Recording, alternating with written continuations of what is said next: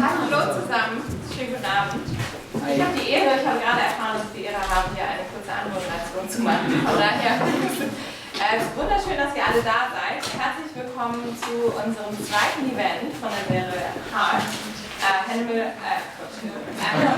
Rights Talks. Und I will switch to English now, so Ed can understand what I'm saying.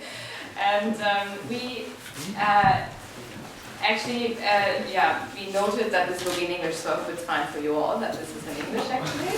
So welcome again, it's great to have you here. HART is actually a corporation from Complex Tier, Aviva, and the Tierrechtsaktivisten movement, and this is the second talk of our series where we invite animal rights activists to talk about what they do. And you're all here tonight, so we probably present Ed Winters this evening. And most of you know him as Earthling Ed, I'm sure. I don't need to say much about him, but just a few sentences that Ed is an animal rights activist from the UK. Most of you will know him from the internet, and he has lots of talks online, so you can watch a lot of his work that he does. He's also the co-founder of Search, which is an animal rights organization, and he's hosting a podcast as well. And right now he's touring through Europe, so we're happy that he was able to stop by Hamburg and join us for tonight.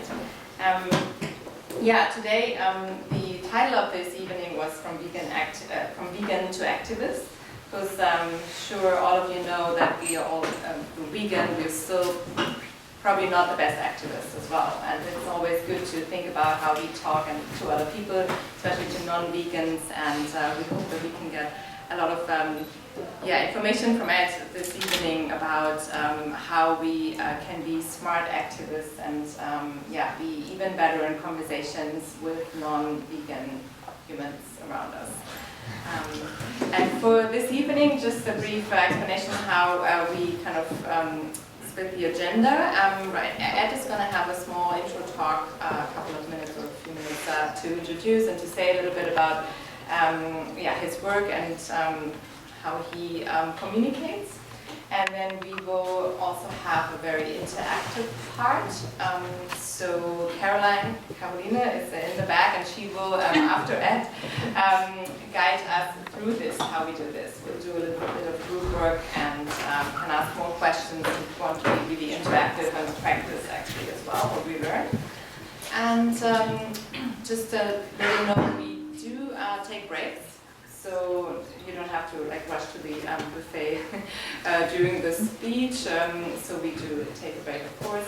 And also just a note, we take pictures, and we're filming right now, just for you to know. If you don't want to have your picture taken, just tell the person that's taking the picture, please, that you don't want to be on it. Yeah. That's Marcus, right in the back, taking the picture. All right, anything else I need to say? Everything? Perfect. Okay, well, hope you have a great evening. We're really proud that Ed is here with us, and Ed, welcome.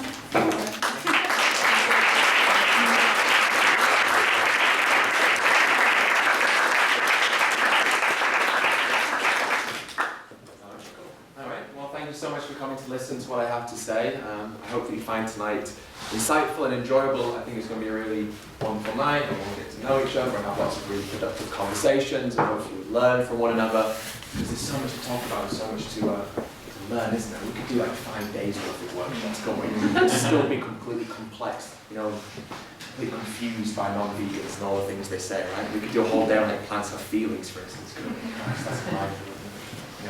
So I'm going to talk about a few different things. I've not got a whole host of time, so we'll keep it relatively concise. Normally I do a big spiel about my journey and how I ended up caring about being vegan and being an activist. But let's get straight into the nitty-gritty details, the important stuff. And so when I first started being an activist, I was quite angry, right? And I think that was a really good thing. And so I don't want today to be about not being angry, because I think it's really important that we do feel angry about the world that we live in, because it's a pretty horrible world when we think about what's happening to the animals and the planet and the amount of suffering that exists. There's a lot of reason for us to feel angry about what happens. But at the beginning, I was going to these conversations that I was having, going to outreach events, or just doing interviews on the street, and I was taking a lot of that anger with me, and it was quite damaging. So I had a conversation right at the beginning when I started doing my outreach. And I was talking to two South African hunters. They're on holiday in London, and I managed to accost them in Trafalgar Square, right? Give them a little back and forth with the microphone. And then they say to me, in this conversation I'm having, they say, well, I think it's okay to kill an animal if you do it humanely. And I said, okay, then can you describe what humane slaughter looks like? And they said, well, it's very simple. You put electricity through their head and then you cut their throat. And I said to them, because this made me really angry, I said, how would you like it, right? If I put electricity through your mom's head and then cut her throat, that'd be great, right? And I said, no, because I have this thing, right, where when I get angry at someone, I'll get irritated and I start pointing at them. Like, it's this habit, I don't know, I can be like fine, and I start pointing, right? And so at this point, I'm going like this, you know, like your mum, you know, so it's really, really bad. So they got really defensive and very angry with me because I'd gone at them with the finger and they'd been very direct with them. And afterwards, they were really, really, really, really upset that I said that. And I was kind of shocked because I'd said to myself, look, I'm going to have this conversation because I want to help people understand why they should be vegan. I want to help the animals, right? But if I'm having a conversation with someone and then they leave the conversation hating vegans more than when they started the conversation, then I'm actually doing the wrong thing. And it'd be better if I didn't say a word to anyone about it, because that would be more beneficial for the animals. And I thought, well, that's not good enough, because we need to talk about these issues and actually speak to people about veganism. That's what I thought, well, fundamentally, I need to change how I'm talking to people then, because if I'm doing it wrong, then that's not good. So I set about trying to work out where I was going wrong.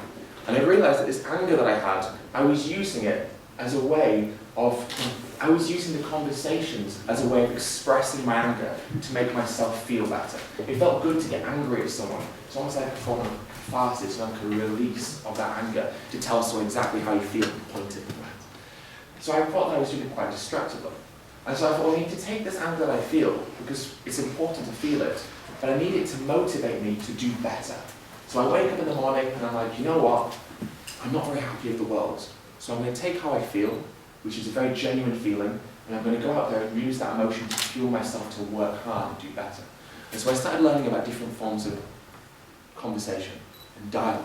And I came across this thing called the Socratic method, or the Socratic dialogue, which was a form of conversation that was created by Socrates, the Greek conversationalist. And it basically means you ask questions rather than give answers to people. So you ask people how they feel rather than telling them how they should feel, because it's a great way of helping people understand themselves better. They use it in therapy. So you go to therapy, your therapist will ask you lots of questions. How does this make you feel? Why do you think you responded that way? Why is it that you think this hurts your feelings or this provides you with this emotion? Because by asking those questions, you have to think for yourself, and then you realize how you feel about something because you've been asked the question about it. And so one thing that always annoys me is when people tell me how I feel, right? Oh, Ed, you're angry. Oh, Ed, you look tired. And I say, oh, like, I know I'm tired. I know I'm angry. Please don't tell me how I feel. Like, it's so annoying because we don't want to be told how to feel or how to think or how to live. Instead, we should be asked questions because it allows us to reach that understanding on our own. And not only that, I think it's a great way of having conversations with people that avoids those kind of like moments of tension that we can all have, where you say something that you're worried people might react badly to. So you ask them a question, like, okay, let's go back to that South African situation, right? This is how I should have done it on my eyes now. They say, humane slaughter. I say, what does humane slaughter look like? They give me the same response. And I say something like, okay, but can we define what the word humane means? Because people use terms all the time, don't they? Humane slaughter, high welfare, local meat, free-range eggs, all of these different things. People have to define what those words mean. And so I just said to him, well, can you describe what humane means? And he'd have probably said, well, humane means, killing an animal in a way that avoids suffering. And we said, well, that's the way that we're using it. But let's open up a thesaurus and find the word humane. Can you tell me what other words would be listed by humane?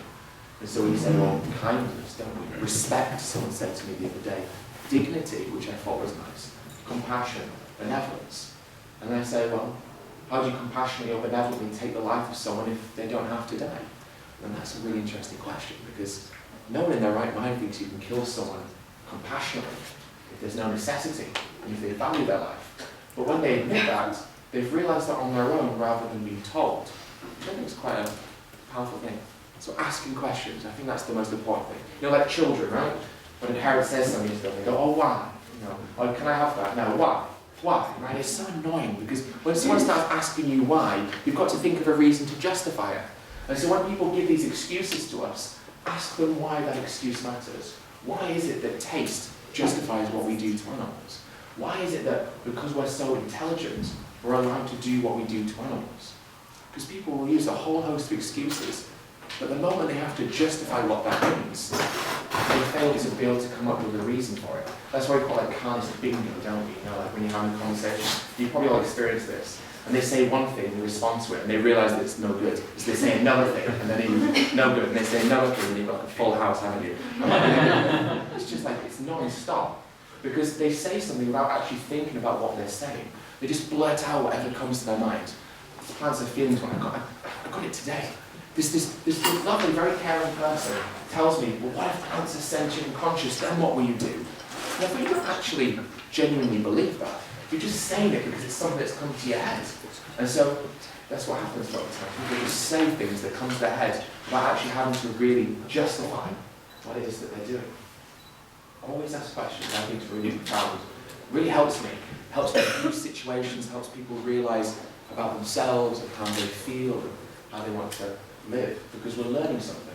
Now veganism, I think we all probably agree on this, it's not about giving someone new morals, right? Or defining new values. It's just about learning what we already know within ourselves. I think at heart, the majority of people believe in veganism because we don't like to see animals suffering, we want to protect our planet. But these are the fundamentals, right, of what it means to be vegan, to safeguard the animals, to safeguard our future. So that already exists within people. They just need to realise that it exists within them, and then realise that logically that means that vegan is the answer to how they already feel. So by asking questions, people know how they feel about something, and they don't feel like they're being pushed into anything, because they already believe that they're there through the questions that we're asking. In theory. In theory. That's what we have, right? Never mind. Another thing is body language, right? Because body language is almost 50% of the conversation, isn't it? It doesn't matter what we say, if we're clenching our fists and gritting our teeth, it's going to make us feel really, really standoffish and not good.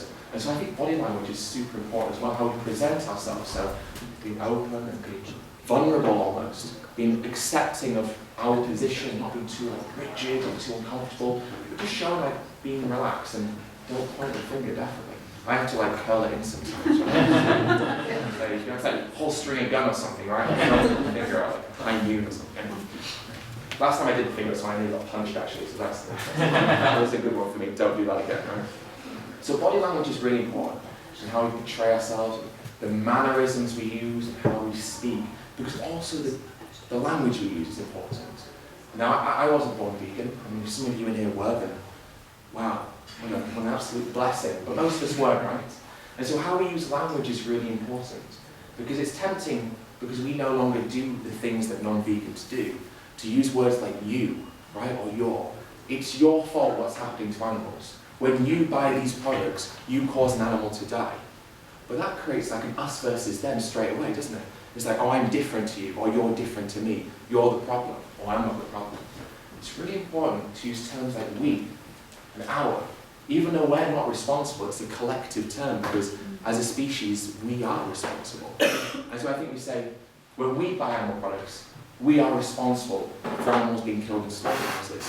Or it's our responsibility to look at the actions that we make as individuals. It creates like almost like a form where we can learn from each other as well, and no one's perfect. No one's perfect.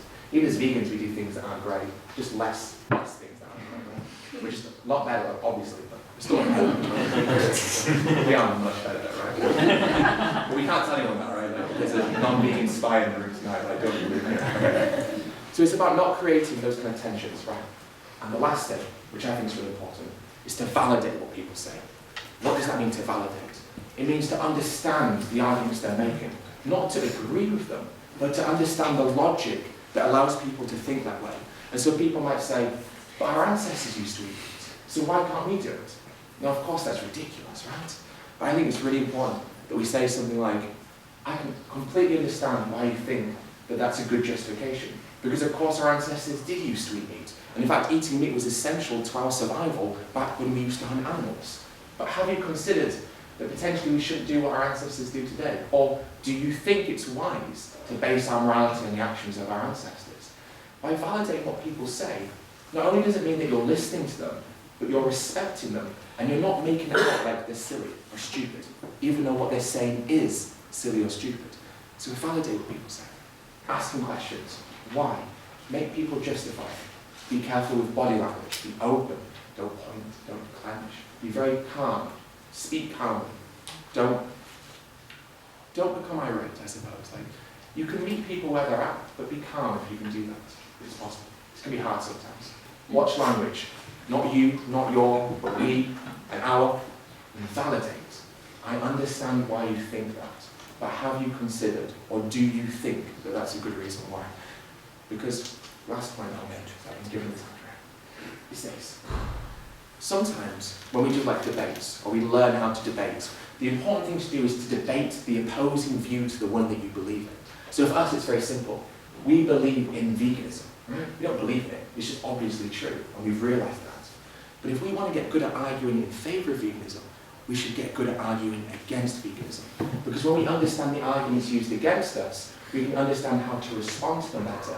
But we can also understand the logic that allows people to get to that point. And if we can understand how they get there, it makes it a lot easier to understand that people aren't bad because they do bad things. People are mostly good, we hope, but they do bad things because of things like culture and tradition, or ingrained oppressive beliefs that exist in many forms in our society.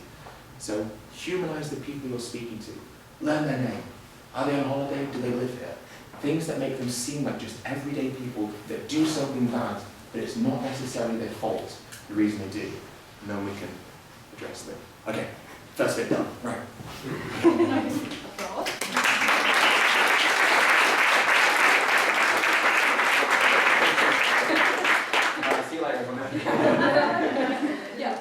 Thank you very much. We thought about how we could make this evening most efficient, because you all are experts yourself, and so we thought we might do a little workshop. And workshop means that you guys need to work too. How can we achieve this? We thought about different steps, how we can get you involved into the progress that we want to make.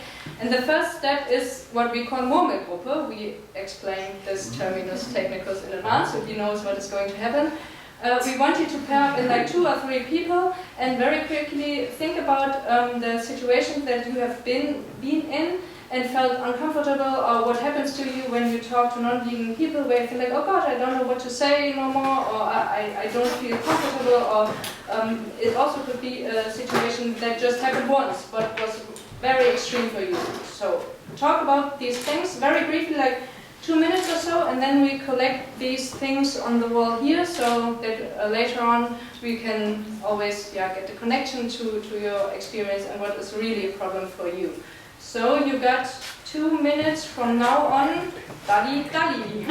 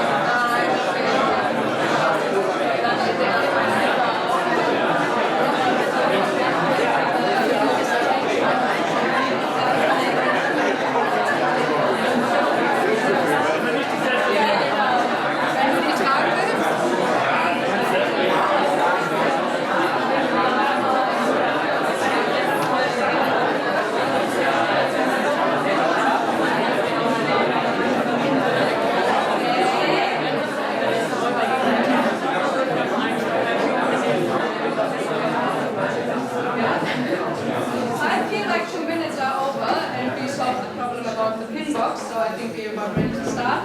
Who wants to name a problem? What did you talk about? Talking to a hunter, to someone that loves animals. Ah, okay, so talking to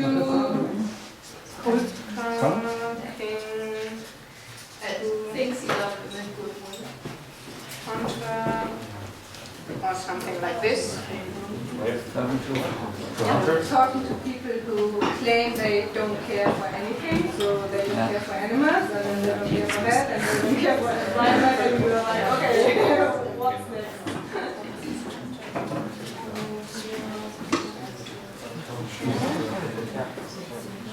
Yeah.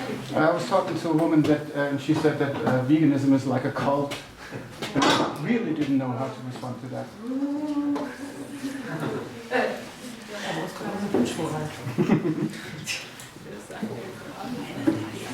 I hope you can read what I write, otherwise you can't. When you black out and forget facts and numbers and then you sit there and feel incredibly stupid.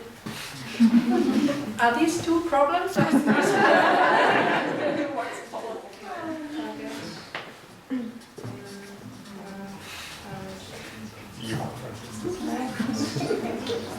Yes, in back. There are 3 people, so just let's start talking. Talking to people who say, yes, you're right, but still okay.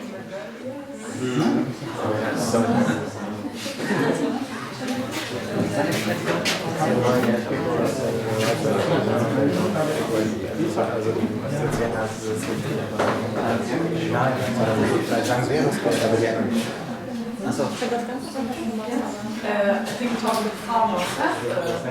Is this somehow like talking to hunters? Should we just add farmers and other people add somehow? Humans. Yeah. I had a conversation with a woman who had a first dog, and she said like slow fashion and sustainability and such arguments, and how to argument against that. Sorry, can you? I Like sustainable fur, right? Yeah. Or like Okay. sustainable wool, Yeah. so like sustainable clothing. And against like acryl or PET bottle fashion or things Like like fake, Yes, like fake polyester is fur. bad, but like real fur is great. And not even believing that some declared fake fur is made of cats or dogs. She said it's like they are kidnapped by Peter and From the children's groups. Like Okay. plush animals kidnapped by Peter. Yeah. That's insane. Talking to people who think they're already doing enough by reducing or using or eating organic meat, for instance.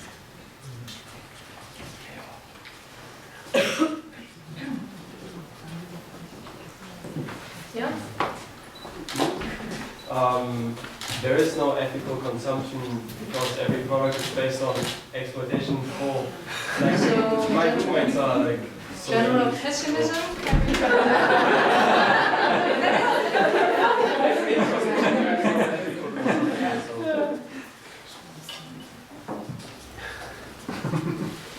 It's a sassy color. Yeah. When you're openly provoked by others in front of friends and neighbors. Ah, okay. So all vegans are crazy.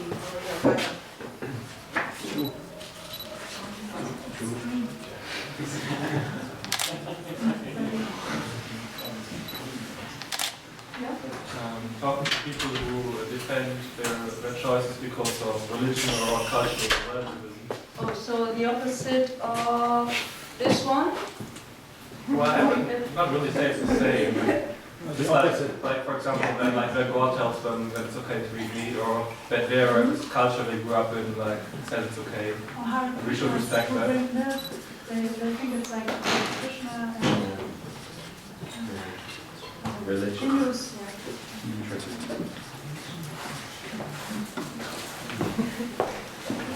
Talking with people who are hating vegans.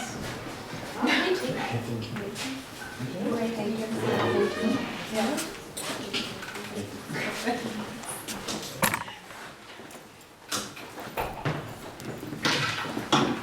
When they remind you how how you've been eating meat a couple of years before and they use it against you. Like you have no right to say something because you used to eat meat. You have no right. Yes.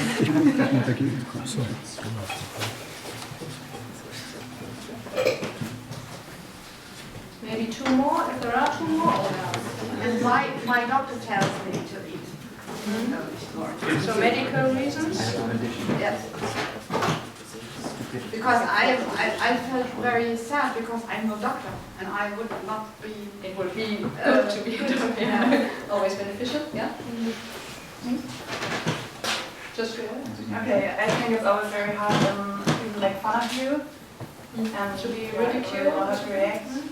Not to be too serious, but not to make fun of them. Oh, actually, how do you, with ear, with eye?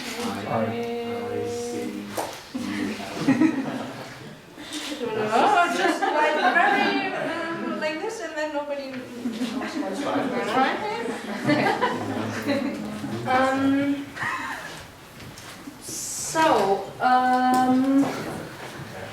This is actually quite a lot. I think that one might be this one perhaps might be a little bit difficult for us to tackle today because we wanted to focus on like 101 situations so that we can do this here and I don't know, maybe we can take a look at this, might be tackled later on too.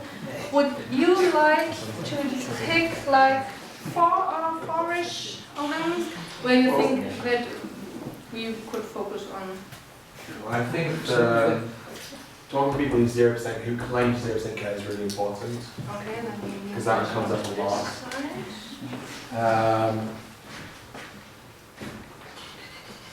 Well, I think which ones are most important, like in terms of like just general. Religion? Oh God, I hope you.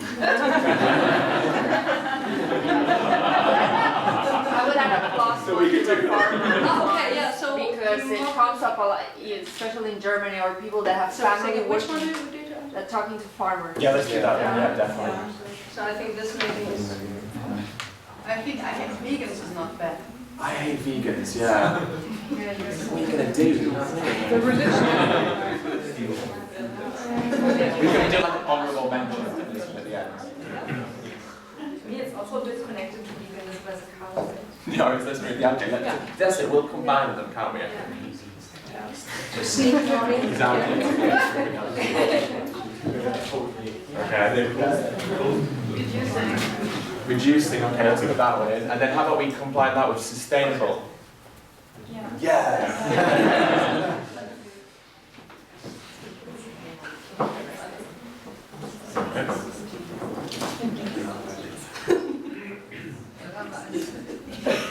Okay. All right then. So then these are the problems that we're going to focus on most, but those must not be forgotten. Maybe they find place in the conversation later on. Do you all know this setting of change my mind, like a table and one guy is sitting on the one side and has a paper with I think this and that change my mind? We want to recreate this situation here, so we already chose two very comfy chairs. Yeah. And because we all like role play so much, this is exactly what we're going to do. And Or would you rather stand up when we like the I like sitting down.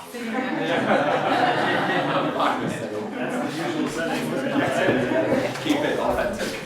I have one thing to add, and I had a discussion with someone who said I would go vegan, but the social pressure is too high. Okay. Maybe that's another, I don't know, General I see it. pessimism. The social aspect is that the peer pressure is too high and I can't go vegan. Well, I reckon we can get through a lot of this. Okay. All right, and I reckon that I'll just say stuff anyway. So let's see what we can do. okay, and what we figured out might work. Ed is going to play the role of Ed, which is easy and good. He's sitting on this chair, and in this chair is going to sit the person that is using one of these arguments. But I'll stand because I think like you can't see me, but that can you. I'll stand because otherwise they can't see. Oh, okay. And also that thing's now really Yeah. loud actually. You just so we're just going to leave him here. Yeah. And then we'll start off that. I think I start different. Does any one of you want to start by taking over the role of this person saying this? Yeah. Okay. Maybe you come to the front and you just like start the conversation by. Hello, nice to meet you. Is it already starting or?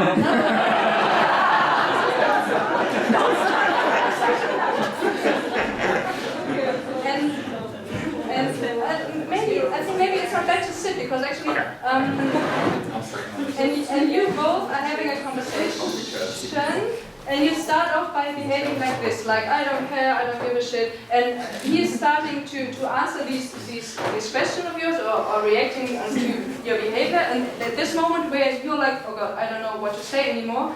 You can just stand up and move back to your chair, and another person that thinks, oh, but I still know what to say, can come to the front and take this place and start the conversation. And you all need to take a close eye on him, what he's doing, and maybe find out some strategies of what he's doing. I have a question. Yeah. Should I also do the body language that this person would do?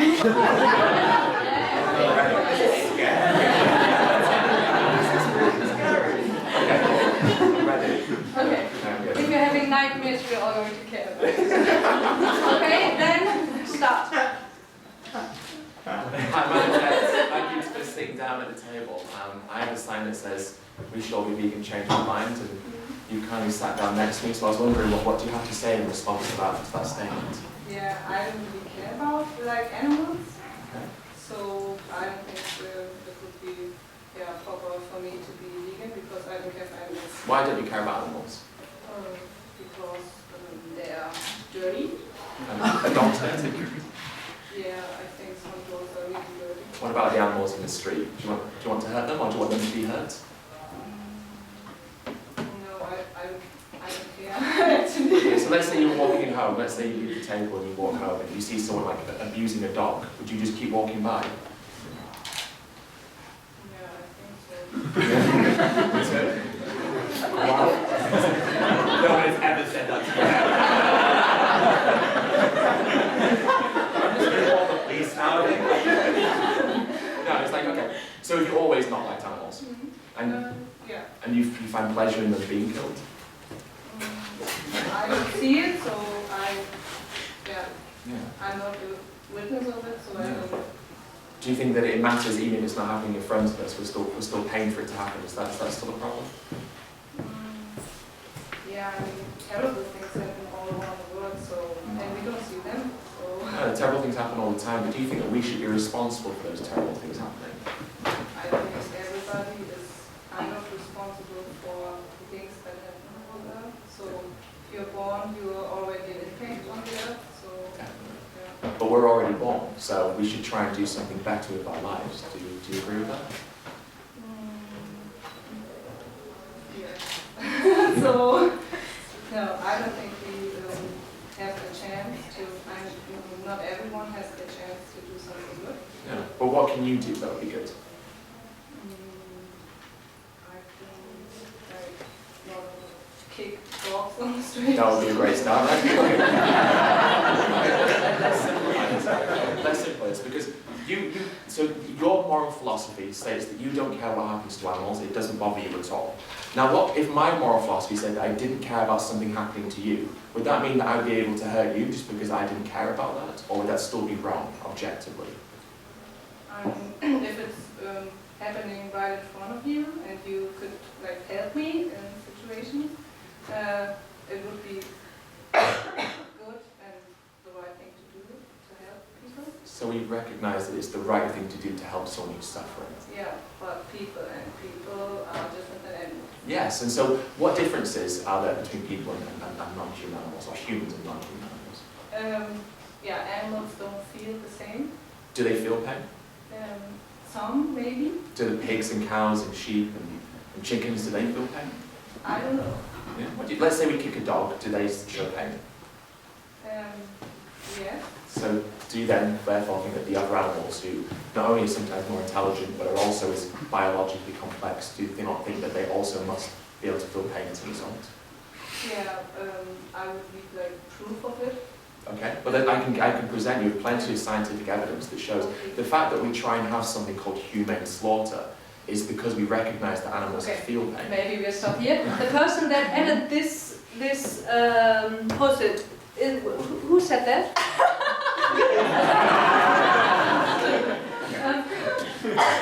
Or does anybody of the audience think that this is basically it? So that the situation has been shown in its whole complexity, or does anybody want to change places and add something?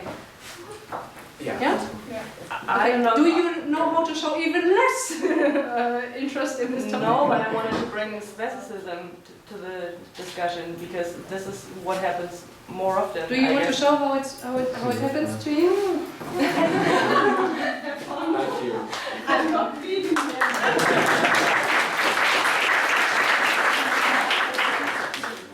Hi, Amit. Nice to meet you, Lisa. So, I have a table that says, be sure we vegan changed my mind, and you kind of sat down. What do you think about that statement? I disagree because I say that there are some animals that we should eat and some that are not there to eat. And so what would be the difference between the animals we should eat and the animals we shouldn't eat? One would, for example, be a pig, one would be a dog. And what are the two differences, so the differences between those animals that mean that we should love one but eat the other? What makes them different? I learned it that way and I feel comfortable with it and yeah, bacon. Scary,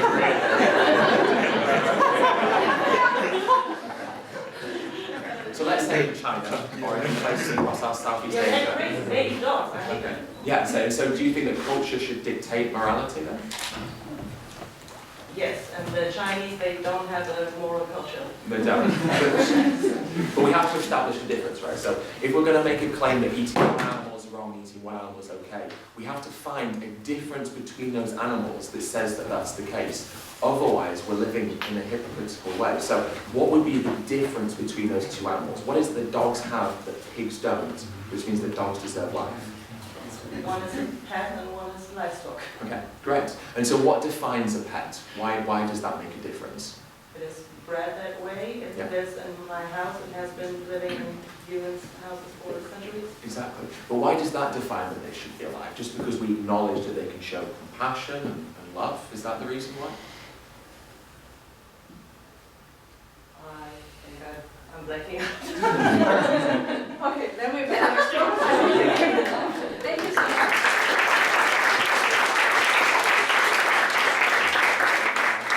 Who has seen a strategy that he used? Agreeing with the arguments, even though they might be silly. So like just nodding and being like, yeah, sure. I didn't even realize.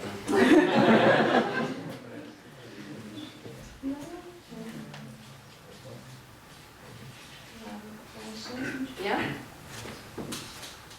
Yeah? Ask any questions, let them talk, that they have to think by themselves. That you don't say what they have to do, that they come by themselves, that they have to do. Yeah. And before asking the question, he also summarizes the statements the other person just mentioned in one sentence, I think, or so really short. So this is not meant to be a solution only for this problem, but I'm just, Yeah, already presenting solutions to the problem. So it's easy for the other person to. For example, so what could you do every day to reach? So like everyday situations to make it easy to be a vegan, maybe.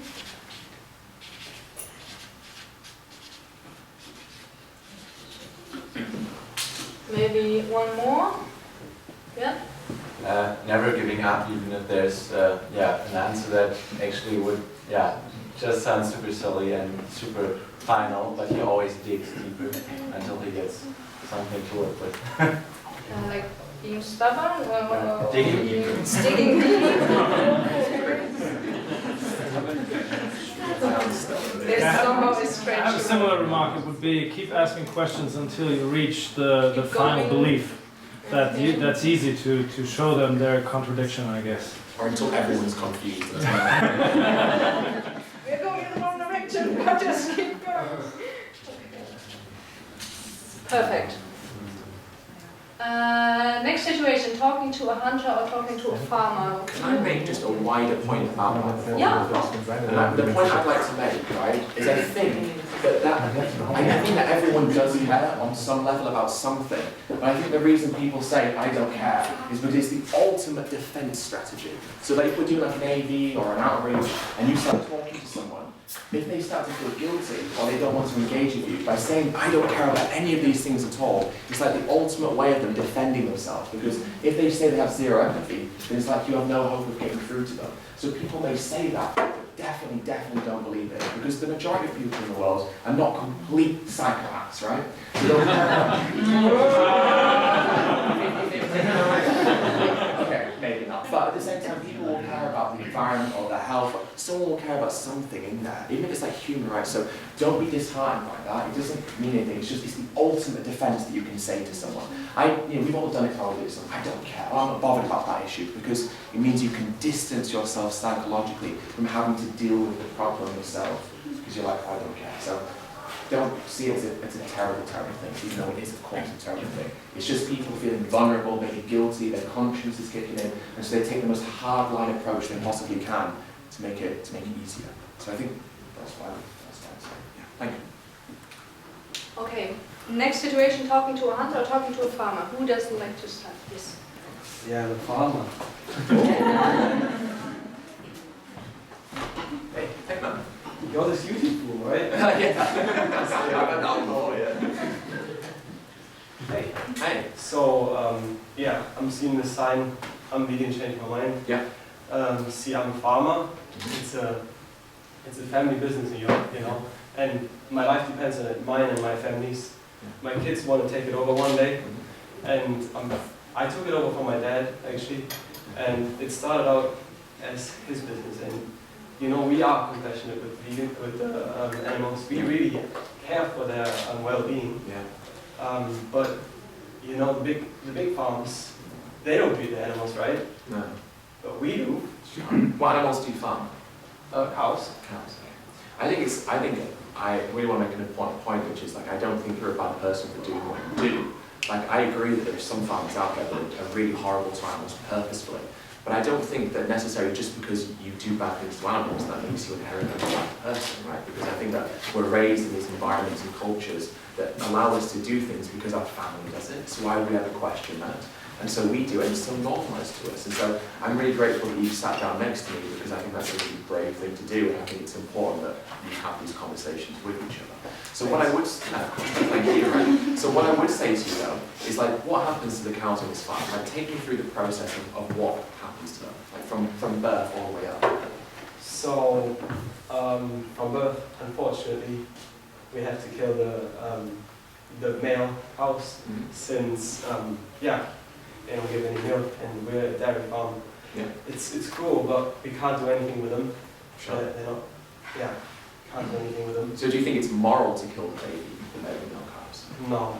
No. It's not. So you already acknowledge that the industry that you do does something that you don't perceive to be moral. Yes. But when you sat down, you said that we look after animals, we show them compassion. But the first thing that happens in some of these cases is that you do something that you disagree with. The thing is, I've tried it the other way.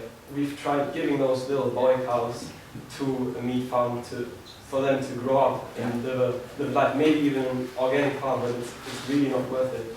We're making minus. We're really just that far, you know. But do you not think then that the fact that there's no money in what you do suggests that maybe it's not the best thing to be doing in the future? Because like you acknowledge that what you do is something you don't agree with, and that actually it's a very thin line between making money and losing money. So why don't we come together like vegans and farmers to actually work to create a better future where you can sustain yourselves, but by doing something that's more ethical, right? And is of course a lot more sustainable for the environment. So we don't have to be against each other. We can work together to create a world that suits both our interests, which is money for you to look after your family, but also a world where we're not exploiting animals, which you said, made a point yourself, made a point at the beginning about showing compassion towards animals. So surely that's a world where you want where compassion is shown to animals. See, I would like a world where my way of farming is the one that is being held everywhere. Like everyone's treating the animals right. By shooting them? By killing them in a humane way, throwing them up. Okay, so you say humane. Well, what does the word humane mean to you? Without them suffering. Okay, so let's open up a thesaurus, right? And find different words that mean the same thing. So find humane. What other words mean humane? Humane. Like with treating them with dignity, maybe. Yeah, I like that. Compassion too. Absolutely. Okay. Maybe friendliness even. Friendliness, that's nice. I like that. I like those words. So okay. So let's say this way. You say about we kill them humanely. Okay. So tell me, how do you compassionately take the life of these animals if they don't have to die, if they don't want to be in a slaughterhouse? I mean, animals don't willfully walk into the slaughterhouse. So how do you compassionately take their life from them if they don't want to die and they don't have to? Okay, stop. Is there something missing? So does anybody want to add something? Can everyone hear me at the back, by the way? Yes. Yeah. Okay. Yeah? So then one quick change and then we collect the solution? Yep, you changed it. Oh, thank you.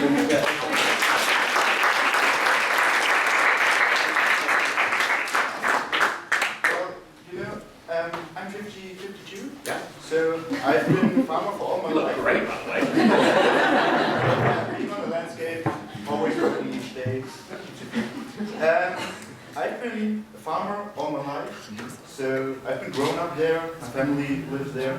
So you're not a farmer, so what do you want to tell me about animals? I don't think that you have to be part of these industries to know about these industries. Like, there's a lot of industries that you will have learned about that you've never worked in, so we can learn about these different things. And I think it's really important that you say, look, I've done this all my life, and my family taught me how to do it, because it makes us feel like we have no other choice, because we want to uphold what our families have done, and we've also always done something. But I mean, do you think it's ever too late to make positive changes? Well, I think we are very good doing good changes. We are always changing, otherwise it won't work, right? So yes, but we are very kind to our animals. So have you ever been on a farm where you've seen how kind we have been? I would like to invite you from a farm. It's very nice. Everything is great. Animals love it. What animals do you farm? I farm pigs. Pigs, okay. So tell me, I would be more than happy to visit your farm. Like, I think it's really important that as vegans we see what happens in these farms. But I also think it's really important that farmers are honest with what happens in these farms as well. And so with the pigs, let's say that I come to your farm to visit. Will you show me where the mother pigs are kept in the farrowing crates? Yeah, of course. Yeah, and so how do you justify keeping a pig in a space where they can't turn around for weeks at a time? Well, but this is something what has to be done, right? So otherwise they would kill the. But why would they kill them? Yeah, well, because they just move around and. They move around. Yeah. Animals do. Yes, I think so. We are better than in the nature. In the nature, they just move around, just kill the little pigs, and at our farm. They can't move, so all the little pigs are not. It's just really strange, like biologically or like evolutionary. Like if animals just kept killing their babies all the time, how would the species ever thrive? I think this is natural. You know, for example, lions the kids of other lions. Yes, they do. Yes. So you think that it's acceptable for people to kill children because lions do that? Well, I think this is different because animals are not human. Okay, let's hold that thought. Let's go back to what you say, because I think it's really important to focus on what you're saying. So you say it's acceptable to keep the pigs in these crates because we have to. So the question is, do we have to farm pigs? Okay, thank you. So there have been a lot of strategies already. Who can? Oh, thank you.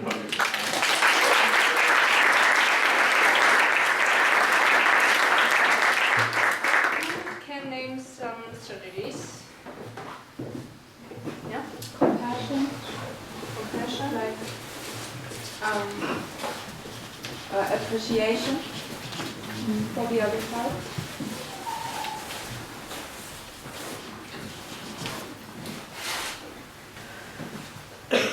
Yeah. I guess I would call it trying to generate truth. So he has to like take me through the process. So actually to get to see what is the truth from the point of view of the farmer. So asking for details or understanding the... Yeah, like trying to get to the common truth. Yeah, I think it's important like, to understand like, it's not about what we think, it's about what they think, because you can use what they think as a weapon against them. So if they can describe what's happening in their farms, then you can use that as a weapon against them in the conversation. But if it comes from their mouth, it's so much more powerful. So if they say, this is what we do to the animals, then you can use that rather than saying, this. So I think, yeah. Understanding their perspective.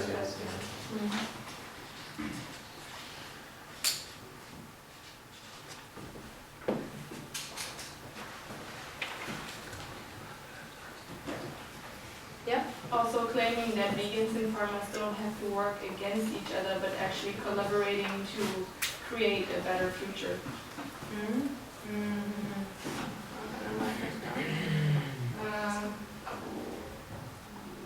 Farmers are not enemies. Yeah. And look, you don't even have to believe that, right? When a farmer sits next to you, you can really not like what they do, right? But just don't let them know that. Like, you don't have to be like thinking nice things about farmers. Like, a lot of farmers are terrible people, of course, but they're not all terrible people as well. But you don't have to, like, it's good to think that. You can still dislike fundamentally what they do. Is it like togetherness? Is that a word? Yeah. Togetherness, that's nice. Yeah, you know what this is supposed to mean. Yeah. Actually, I think it's the same as in the first example. Being persistent in asking questions is the key. This one and this one? Asking questions and keep going, being persistent in never stop asking questions. Yeah. This one and this one, yeah. This one,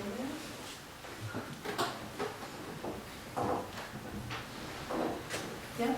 I found it very interesting because on the one hand you used one kind of strategy where you were digging deep in detail and wanted to hear about the whole process, but on the other hand you also tried to have like general ethical conclusions. For example, morals shouldn't be dictated by culture. So also agreeing about general things like ethical questions, and I think that's also interesting to have it more abstract than on the other hand also going into detail. It always depends on the argument, I guess. So would you say that there is a preferred direction, like coming from the detail, going to the broader theory?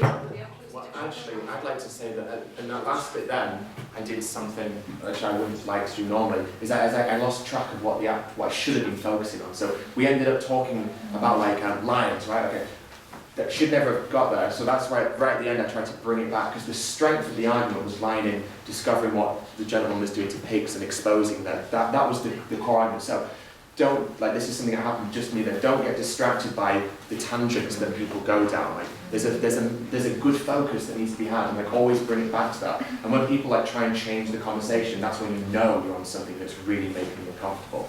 So focus, stay detailed. Yeah, focus, and don't get dragged down these little sideways. Otherwise you can end up going mental, right? So stay focused on what you think that they're struggling with, or what you perceive as the strongest thing. I failed it. Try to bring it back right again, because that's important. What's the strength? Where's the core of the argument line? He wants to bring me to the farm. What happens to that farm? I'm happy to go. I have to be honest about it. That kind of thing.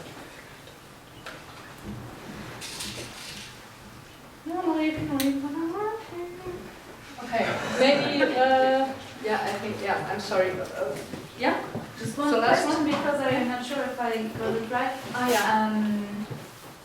Because I don't know if you mentioned it with the point unite with them.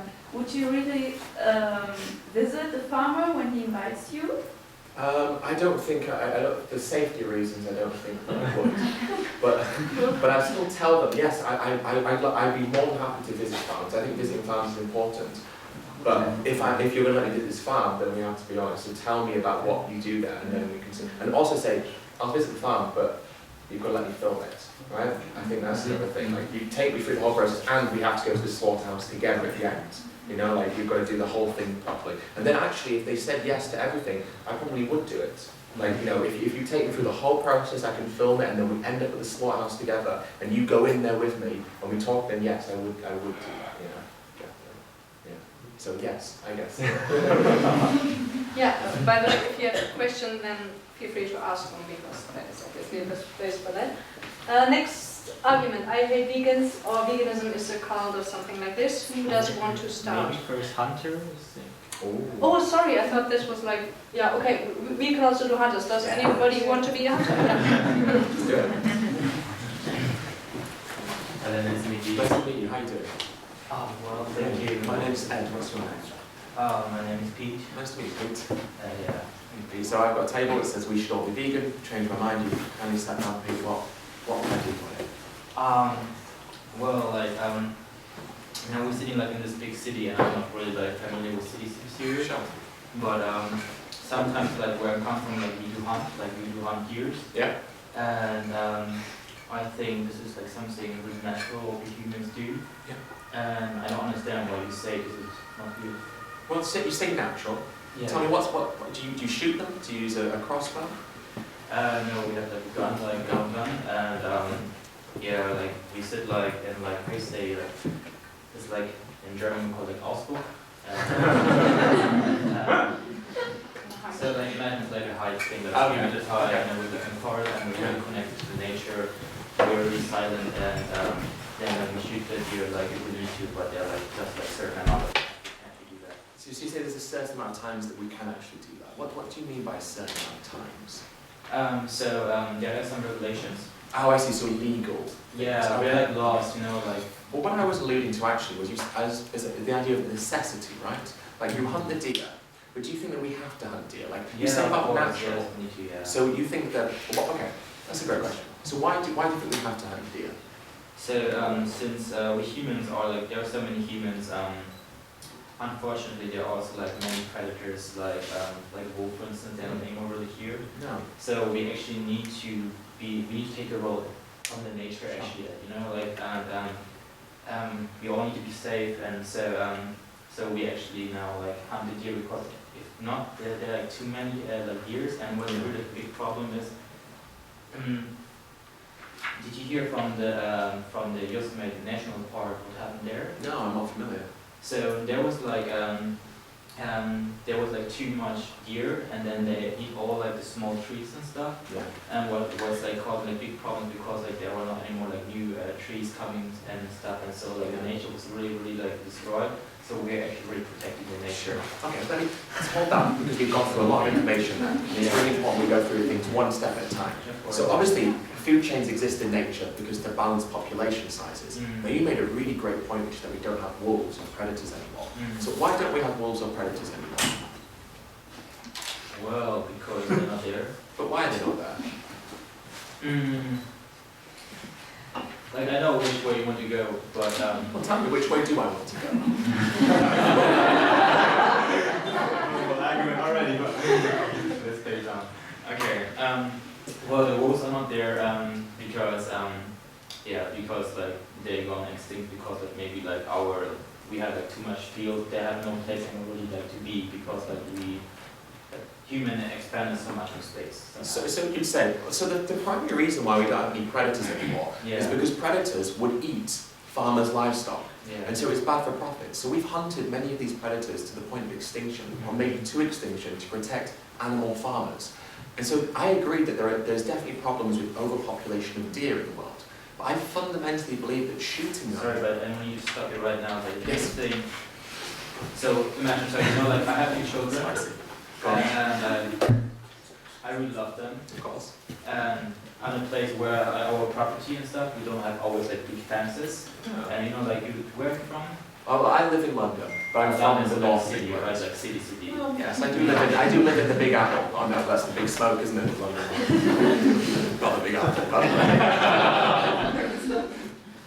Well, like we are really connected to nature, but the problem is like not like a problem, but the thing is just like, since I really love my children and stuff, like I really don't want that wolves eat my children.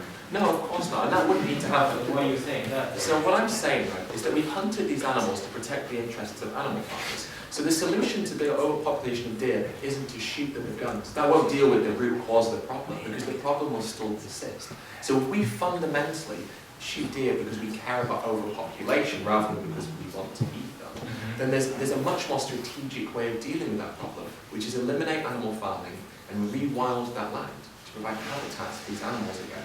And we can also reintroduce predators. Now you say you have your children and you're worried about protecting your children. But that doesn't mean that we shouldn't have a healthy and balanced ecosystem. We can create certain measures. I mean, people live in the world where there's predators all the time. People can coexist with predatory animals. We don't have to kill them just to protect humans. So we can create safe measures for it. But if we care about overpopulation, the answer isn't to shoot them. Right? The answer is to restabilize the natural food chains in the ecosystem. So take animal farming, which is about 83% of all global agriculture. 5 years from the University of Oxford said that. The most comprehensive study ever that looked into that. It's the best study ever. And it said that if we went plant-based, we could free up land, agricultural land, by 75%. So I say rewild that land, to provide home for deer, but we can also introduce natural predators. And over a long period of time, that should help. Shooting animals isn't the solution to overpopulation. Okay, thank you. For time reasons, we need to stop.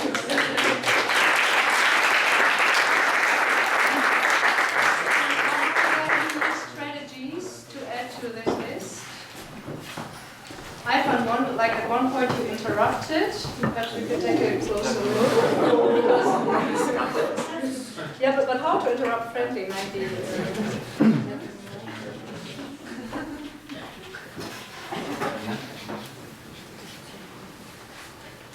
I have actually one question for that. Because the solution you gave was only a long-term solution, right? Absolutely. It's nothing where you can go just stop hunting tomorrow. Yeah.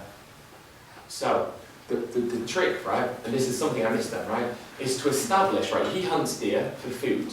Okay, now does he believe, because this is a small thing, right? He's in the city right now, so he's not eating hunted deer. He doesn't eat hunted deer every day, obviously. So the thing to establish is whether or not he thinks that what we do to animals in general is moral. So we say this is a solution to the problem, but what I'm interested to know, right, is whether or not you think it's moral to eat other animals. And if he says no, okay, well then that's the problem. And then you can go, well, you don't only eat hunted deer, so why aren't you plant-based apart from the hunted deer you eat, which is obviously very rare. So he won't do that. But also, this is a bigger environmental problem. Let's say he thinks it's wrong to eat factory farmed animals. And you say, well, we can't have everyone running out into the forests of Germany with high-powered rifles to shoot deer, because that will cause a huge imbalance to the ecosystem anyway. And so the solution isn't for us all to hunt deer and to not factory farm. So I think that's a really important point as well. It's challenging to find the best route, isn't it? Because you can get hung up on all these details, but definitely establish why he's not vegan, apart from that, because that's fundamentally hypocritical. But secondly, if he thinks that factory farming and normal farming is wrong, then he's advocating for a world where we either are all plant-based or all running out into the field with guns to shoot deer, right? Which is problematic itself. And here's the crux, right?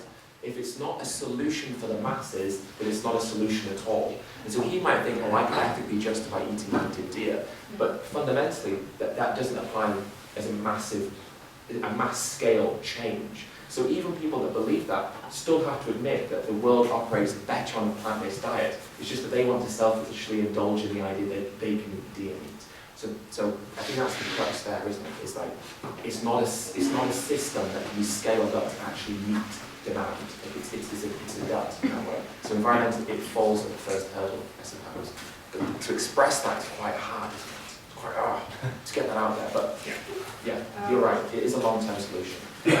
And make a point of saying that as well. But in the short term, you say, well, contraception, we talk about that. I know they did trial contraception for wild deer here in Germany, and it works. But the problem is it's expensive, because venison is a really expensive meat, so there's money in it, which I know but contraception will be another way. We can actually help population size of deer in the short term by providing contraception and reducing numbers that way. That would be it. I try to somehow pick up this point, present a solution that includes their interest too, because you said you want to keep on living and you want to provide for your children, so that might be another strategy. Yeah? I think it's maybe guide them through their arguments, because sometimes people just tend to throw things at someone and then really say, okay, let's take the first thing. So how do you, and then really step by step through it. That's another technique, isn't it? People throw like 5 excuses at you because you're not going to remember to answer them all. So like really, if people start to do one after the other, that's when you can interrupt them and say, okay, let's just deal with one thing at a time. So because it's really important. So just one by one by one. So yeah, if you can do that, that's really important. Otherwise, people give you like 5 or 6 things, and then you only answer 2 of them, and then in their head they're like, well, there's 4 of them they didn't answer. So you know. Last one. I don't have a solution, but a question, more question. Because when I talk to farmers, I often get the answer that they're getting bullied if they would stop farming, or if they would stop hunting, or the kids are being bullied. Because the peer pressure is so high. In their peer pressure, they would get bullied. If they said, I'm going to stop farming, I'm going to stop hunting, I'm going to be bullied, or my kids are going to be bullied. Yeah, that's hard, isn't it? Because like it's for us, like going vegan is like getting bullied because it's different. But in farming communities, like if all their friends farm, all their parents have always farmed, like that, the farming is their world. And to like turn their back on it is to turn their back on like that's really, really fundamentally very scary, isn't it? So I guess it's like that's a really good one. Well, okay.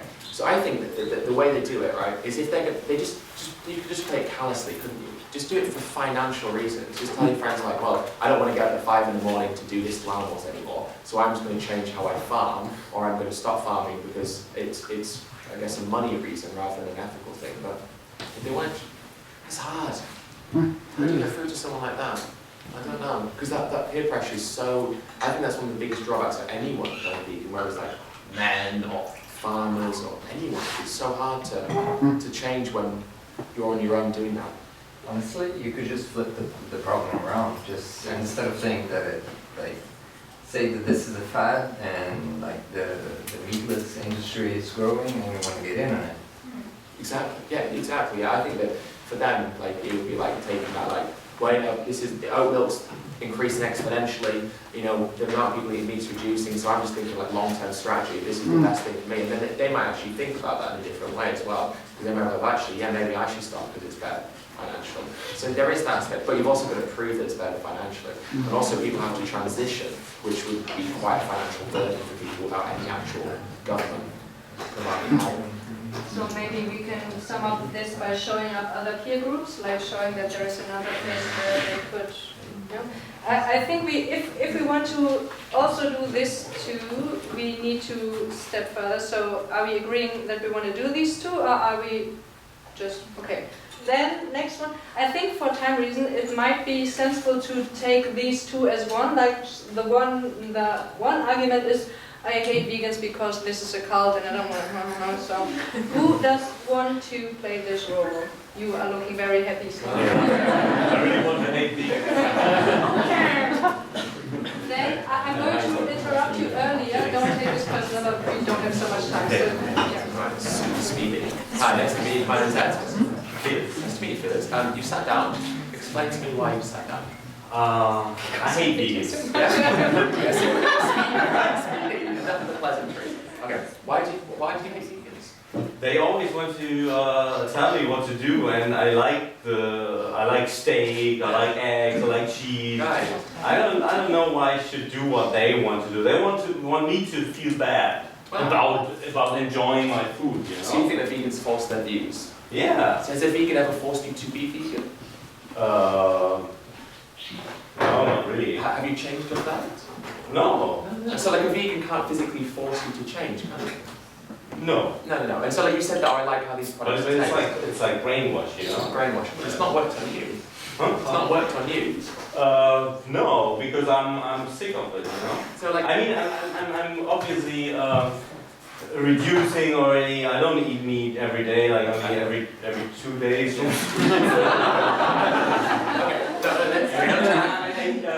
Only buy organic food, like organic meat. So I know the farmer and I know how to. You are already diving into the next argument, so could you just spread some more hate? But okay, you said that I like taste of bacon. And yeah, steak. Yeah, right. That's good. I used to like these things as well. right? And I think as a vegan, I've never met a vegan who didn't like the taste of these things. But that's not why we changed. The reason we changed, we said, well, what do we think is high value? Taste of life. What do you think? I don't know. Yeah, well, let's say it this way, right? We're saying that sensory pleasure provides a moral so the taste buds provide a moral justification for what we do to animals. Do you think that's true? Yeah, sure, why not? Absolutely. Well, let's have a think about it, right? Because we're using sensory pleasure as a justifier. We've got to apply that to different ways of thinking, so different arguments. So do you think that something is automatically justified just because someone feels pleasure from it? I mean, that's what every human does, huh? Well, let's say, okay, we can think, we don't have to say exactly what we're thinking of. But let's say, can you think of a scenario in your head where a oppressor feels sensory pleasure at the expense of a victim? Just think of one in your head. No, I don't know. Yeah, just think of someone, right? Now, do you think that action is justified just because someone feels pleasure from it? Yeah, I don't. I mean, why not? Why not? Because it causes suffering to someone else, right? Yeah, but I don't see it, so... Yeah, but just because it's out of sight, does that mean it's automatically moral? No. No, okay. So we don't think that taste actually justifies what happens to animals. Right. True. So then now why do you hate vegans? Right? Because I can't force you to be vegan. When you leave, you buy whatever you want. But if it's the enjoyment of something that meant that you ate it, but that doesn't provide a justification, then why won't you be vegan from this point on your own accord? Pretty complicated to be vegan. I mean, all the recipes that you are used to prepare, and then you have to change everything, and then you cannot take the cream, you cannot take the eggs. You need eggs for cake, obviously. I mean, everybody uses eggs for cakes. We have always used eggs for cakes, but if you there's loads of vegan recipes for this. Tell me, what are your favourite meals? Like when you go home and you cook, what do you cook with? Stop at this point. Has anybody seen something?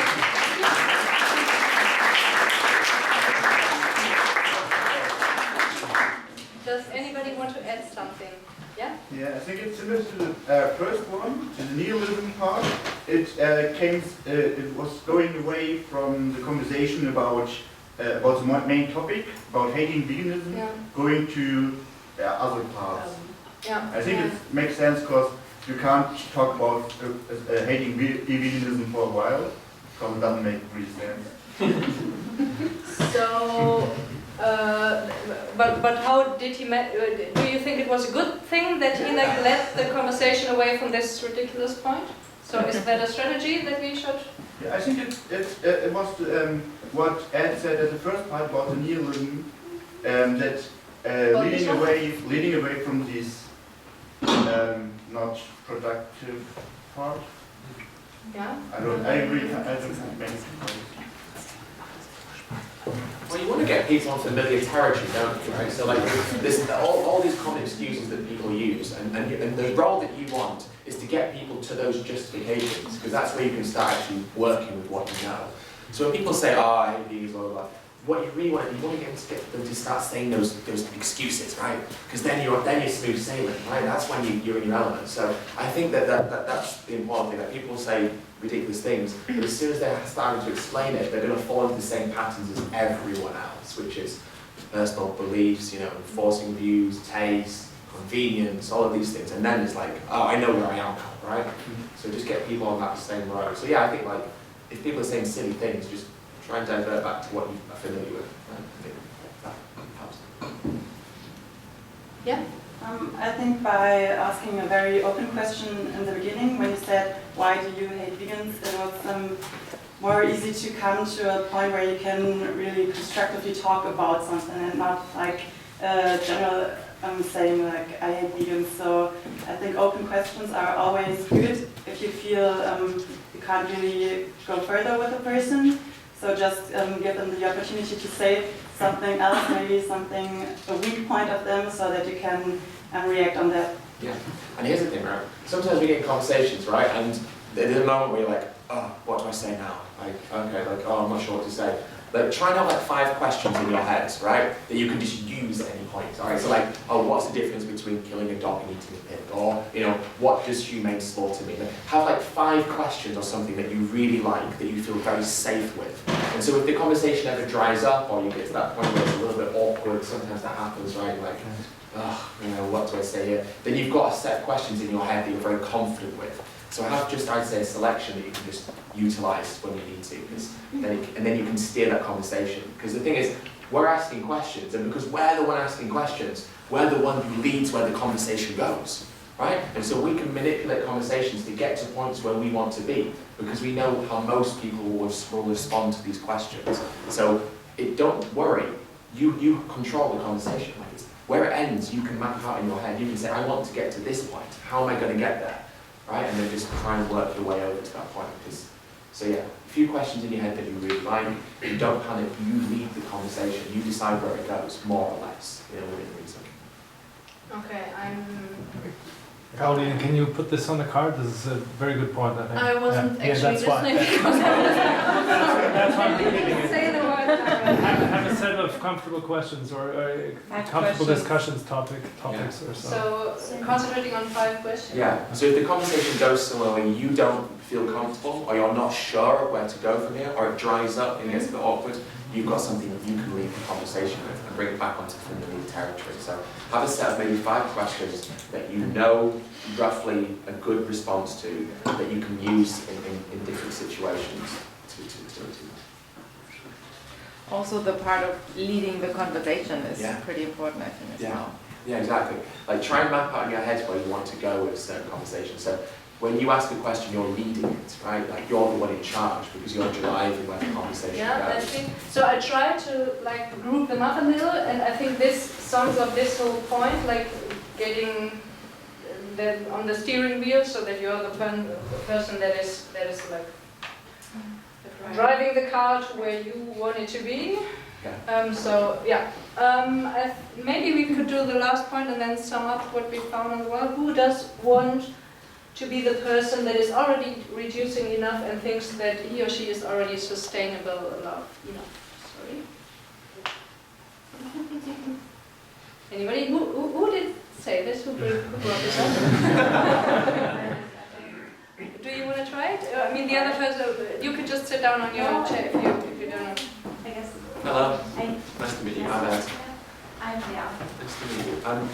So I have a tablecloth that says, we shall be vegan, changed my mind, and you kindly sat down next to me. Why do you think, what do you think to us, David? First of all, I think it's really good what you're doing, so keep it up. Thank you. Oh, that one, right? Thank you, I really appreciate that. Yeah, sure. I think that's actually a vegetarian. Oh wow, that's amazing. How long have you been vegetarian for? For about 15 years. 15 years? Wow, that's so impressive. Why did you go vegetarian? Oh, because of health reasons, I think. Health reasons. So what about eating meat were you concerned about from a health perspective? Oh no, I was a bit chubby, so... So you're worried about like saturated fat, trans fats, cholesterols, right? Do those things found in dairy and eggs as well? I don't know actually. Oh, that's really interesting. Well, I mean, like when you think about like dairy and eggs, those are some of the products that have the most, cholesterol, and eggs are so bad cholesterol. But like dairy, oh yeah, it's full of trans fat and saturated fats. And so actually, like they're even worse than some of the meats when it comes to those products. They're really, really bad for your body. Yeah. Do you think you'd ever try veganism? I don't know. What would hold you back from trying it? I think about it. I don't know. Yeah, well, I mean, like, let's say from today, why would you not think about, I'm going to leave this table, and you know what, I'm going to try veganism and see how I go. What would hold you back from just giving it a go? Cheese is really good, so Yeah. I'm doing it on everything. Yeah, I used to love cheese as well. In fact, halloumi was like my favourite. I used to love halloumi, especially because I was vegetarian before I went vegan as well. And so I went vegetarian and just ate loads of cheese. But actually, it's just a really simple process in the sense of you can change how you shop and how you live, and over time it becomes your new normal. Think about it this way: do you not think it's weird that we take milk from a cow? Does that seem normal to you? Yeah, sure. That's what they are doing. Yeah. You say, what are they doing? Why do cows produce milk? They just do. Yeah, right. I used to think that cows ate grass and produced milk. Do you think that's true? I guess so. Yeah. Well, okay. Let's think about this though. Why do humans produce milk? Because they have a baby. Exactly. Okay. And so cows are mammals like humans. So why do you think cows produce milk? Why do you think that cows produce milk if they're also mammals like we are? I guess because they have babies. Exactly right. So cows produce milk to feed their children. So let's say if we're taking the milk, what do you think happens to the baby calf or the baby cow, what we call it? I actually hope they get milk as well. Do you think so? Let's say the calf is drinking milk. What can't the farmer do with the milk that the calf drinks? The cow produces a lot more than the calf actually needs. That's true, they do. But the thing is, if a calf's drinking the milk, the farmer can't sell it. And the farmer needs to make as much money as he possibly can, so they take the babies away from the mother. Do you think that's moral, to take babies away from mothers? No, I don't think so. Exactly. So do you think that the taste that you get, the enjoyment you get from eating cheese, justifies the fact that we have to take babies away from their mothers? No. Okay, stop here.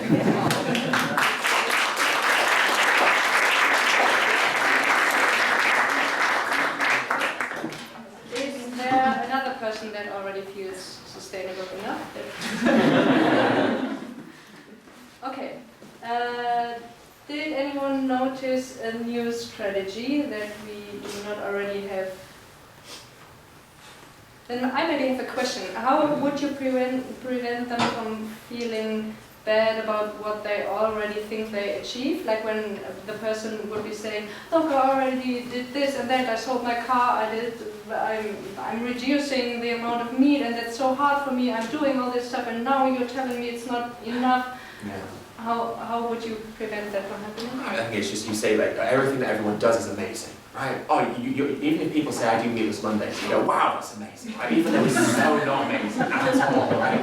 You tell people it's wonderful.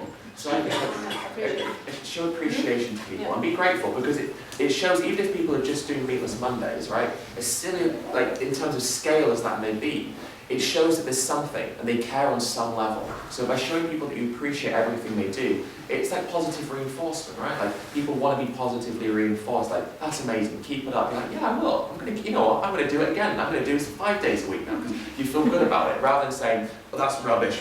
Meatless Mondays. What about Tuesday, Wednesday? You're killing animals. You know, it makes me feel like what's the point? You know. So I just think show appreciation, but then always say, well, look, there's a reason why you're doing this, and you're doing it for a good reason. So if we want to do a good thing, why don't we do that good thing as much as we possibly can? Because we recognise it's a bad thing to do, but surely it's a bad thing to do even if it's just once, rather than 7 times a week. So, like, I think people who go vegetarian, pescatarian, they reduce, they do meatless Mondays, they do it for a specific reason. But the logical conclusion to any of the reasons why anyone would do any of those things is ultimately veganism, right? That's the logical conclusion to any reason why people would do it. So as soon as they say, well, I do it for health, environment, ethics, for humans, then that's it, isn't it? That's because the logical conclusion has to be veganism. So you say, well, why not do the good thing as much as you can, right? I think, but also definitely validate people every day. And just say, look, and also you can make the concession, right? You can say, veganism isn't perfect, right? It's not going to cure the world of all of its problems. It's not going to make the world 100% sustainable or ethical. But at the same time, it's the biggest thing that we can do every day. And so although we can't have a perfect world, we can create a better world. And don't we want to create a better world? And so, like, admitting that veganism isn't perfect and that we as individuals have flaws, it makes it seem like, oh yeah, you know, like, this isn't some, you know, like, self-righteous cult, right? This is like normal people just wanting to help, I suppose. So admitting that something isn't perfect helps. Like, I'm not perfect, veganism's not perfect, but it is better. And that's the crux. Perfect. Thank you. You played a very good ad.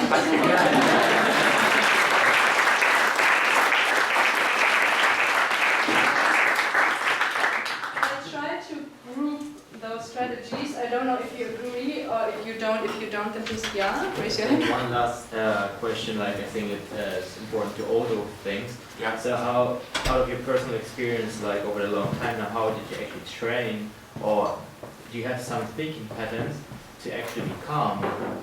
Because you're like really famous for being calm and that you're really nice, and of course you know that the camera is there and that when the conversation you have, I think you know by yourself, it's never just for him or her. It's like always for the big audience, like who can identify with this person. So you know, it's really bad for myself, for my image. Like if I fuck up right now, if I'm like getting like too angry. Exactly. The secret is angry person. Yeah. God, I am. But still at this this moment you're still there and you still have like emotions and feelings. There's something rise up sometimes, and you just like no competency. Absolutely. Okay, this is great. Great question. So we're not always going to be perfect. Sometimes the finger's going to come out when it's that pointing, right? Like, we're not going to be perfect. But for me, it's really simple, right? I do this full time. You know, people support me so that I can do this. I travel, and so I have to hold myself accountable. Because if you're in any other job and you're not doing your job properly and you're actually damaging the job that you do, you get fired, right? So firstly, I have to hold myself responsible. But we're all doing the job as well, right? When we go and do outreach and go to AVs on Saturdays, we're there to do a job. And if we don't do our job right, well then we shouldn't be there. It sounds harsh, but it's true. But this is how I help myself a little bit. At the beginning I was angry because I didn't know how to respond to people. People were saying stuff to me, I didn't have an answer, I couldn't articulate it. So I educated myself and read up about it as much as I possibly could. Because if you know what to say to someone, you don't have to get angry at them. Because I found that the anger came from me being frustrated at myself. Oh, I'm so stupid. I'm going to let the animals down. Oh, I can't believe I've done this. If only I knew. And then I take that out on the person because I'm angry at myself. So, educate yourself and then practice. God, this sounds like such a lame thing. But just practice in your head, like practice in the shower, like when you're washing, like, okay, someone's today at AV is going to tell me that plants have feelings. How am I going to respond to that? And you're like, but get used to saying it. If you live at home with a vegan partner or flatmate or roommate, have dialogue, because really what we're doing is reading a script at the end of the day. And so if you're an actor, you practice that script, and you practice it with people around you so you get used to saying it and used to performing it.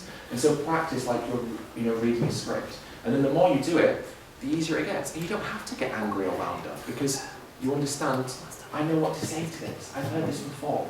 And another thing is recognize that people say things not because they're bad people. If you can understand, like, there was a SIVA training not long ago, right? So Melanie Joy is much more of an expert on this than I ever will be, but she talks all about the psychology of why people do what they do. And so if you can understand just like basic psychology of why people feel the way they do, you cannot feel angry at them. Because it's like this person, right, you, I love bacon, right? And that is going to make you feel angry. But there's a reason why the gentleman is saying, I love bacon. Maybe it's because he's got a bit of a fragile masculinity. And he wants to feel like he can stamp his authority by declaring that he loves meat, because he thinks that going vegan will make him a soy boy, right? Okay, so here all the time. But there's a mechanism in place. So we can understand that people don't say these things necessarily because they believe them, but because this is what society and culture has taught them to think and to feel. It helps you detach the person from the problem, right? And also, keep the animals in mind. Always keep them in mind, which sounds a little bit counterintuitive because you think that thinking about their suffering is going to make me angry because someone's justifying their suffering. But we're there to help them. That's the only reason we're there, is to look after the animals, hopefully in the future. And so we need to make sure that we carry ourselves in a manner that's going to help. And so if you think that you're going to get angry, you're going to get irate, you're going to say something that's not going to be effective, think about the pigs in the gas chambers, right? And then you go, I'm here to do something, and I'm here to do a job, and that job requires that I put my emotion aside for a moment and I deal with this in the best way possible. We're not always going to be perfect. Sometimes we're going to make mistakes. Sometimes the finger's going to come out. Sometimes we're going to tell someone to fuck off, right? Because they're doing something inherently terrible. Right? Well, those words don't come from my mouth often, do they, right? But it's true. We feel that way sometimes. And it's important that we recognise that, because we're never going to be perfect. But what we can do is reflect. Why does that feel that way? How can I overcome that in the future? What can I do to make sure I don't feel that way again? And then we can better ourselves as much as possible. We'll never be perfect, but we can get better. I think that's a fundamental thing to it. Well, there's one more thing I want to add. I think most of the time, oftentimes, the people you're talking to are not talking to you, but they're talking to themselves. Oh, great point. And if you notice that they're not talking to you, you can use that distance to talk to them like you would to a good friend. Right. Because you're not arguing with them; they are arguing with themselves. The devil and angel sitting on their shoulders, and they're talking. So oftentimes you can use that to just comment their dialogue. I agree. Do you know, I don't know if anyone else had this. Before I went vegan, there was this voice in my head that kept telling me I had to be vegan, and I really didn't want to be vegan. But the voice of reason, of conscience, kept telling me that I had to. And so I think in these situations where we're talking to people, it's almost like, yeah, we're not an actual human. We're their voice in their head, their voice of conscience that's driving them. So, yeah, absolutely. We're just there to guide what they're already thinking, I guess, in effect. I really like that point. It's like we're like the angel on their shoulder. Exactly. It's like, hey, be nice. Yeah. I totally understand it for situations where the argument from the counterpart makes you angry, but I just wondered how to react in a proper way if someone really comes to you and is attacking you or making an offense or something like that. I once had such situations and I was so overwhelmed by it that I couldn't react at all. So you can take yourselves out of situations, right? Some people are going to come on, they're going to be really aggressive. It's okay to not engage with that. That's fine, right? Look after yourself first and foremost, both physically but also mentally. Like, look after your mental health. That's as much being about an activist is learning how to communicate with others, but it's also learning how to communicate with yourself and be honest with yourself. And I think that's part of it. So it depends. If it's just someone being aggressive but you don't feel physically threatened, because that sometimes happens, then I think this is why, like, language, okay, so you and your still, it feels that sort of language, we and our, okay, like speaking calmly, right, can lower the tone, and validating why people feel, sometimes people feel angry because they feel so guilty. Maybe they feel angry because their parents fell, and they're just angry at you because you're jeopardizing that. So if you can show people that you understand where they're coming from, I don't know about the situation you had, but I think most of the time when people come up to us at a cube, right, and they're super angry, why? Find out why they feel that way and then validate that and then kindly explain to them why they're wrong, if you can. But if you do feel that, then it's okay to step out and say, look, look, this is not something I feel comfortable doing, and if someone else wants to take over, they can, but like, it really varies. But like, what you don't want to do is meet them. I've had this before. One time, okay. I've done some bad things, right, in terms of like shouting at people. One time, so when I like meet, right, and I got up my face and I said, I hope you really like cancer as well, right? And so, and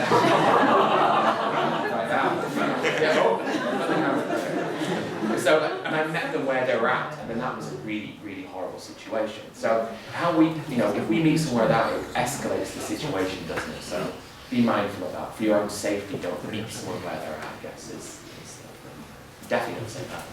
Whispering. Behind them. Who said that? Yeah, it's hard. Okay, now we're interrupting you.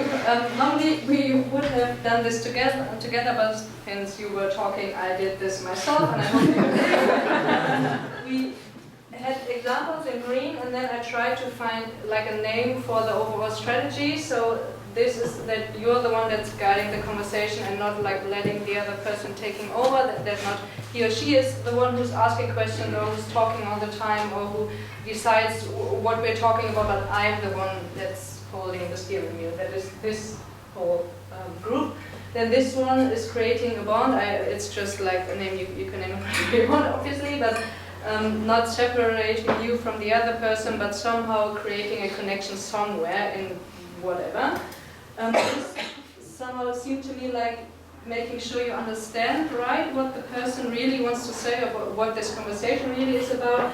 And these two somehow seem to be like that you're the one who, as an expert, presents some solutions. So we have 4 strategies with different examples how this strategy could come towards you in a real life conversation. Is this okay as a result from this? Okay, then does anybody want to add something or say the last word to this part of the workshop? Nobody? Okay, then you are going to say something next. Yes, next we're going to dive into actually a little more, to be more active, and you can practice those conversations after we've learned a lot from Ed, and thank you for the wonderful summary. Before we do that, we take a little break, just maybe 10 minutes, 10 to 15 minutes, so get some fresh air, get some food, get some drinks, use the toilet. Yeah, we continue at 9 o'clock. Just one last thing, if you would take pictures and post them online, just make sure you link to Telex Activism and Hamburg Animal Rights Talks. Yeah. Thank you. We want to do this in groups of 5 people. So please raise your hand. Who wants to mainly focus on talking to people who 0% care? Who is interested in this point? Sorry. Okay, 1, 2, 3, 4, 5. You 5 people can go to the very back to that table. And next point, talking to a hunter, or we can split this up. Talking to a hunter. 1, 2, 3, 4. One of you was 5. Okay. Maybe you can go to the back. There's going to be more space later on anyway. So that do you know? Hands up. Who is the hunter? Yeah. Okay. You guys find each other. Who wants to be a farmer? 1. Is there anybody doing 2? Okay, you guys pair up and then we see who's going to join you later on.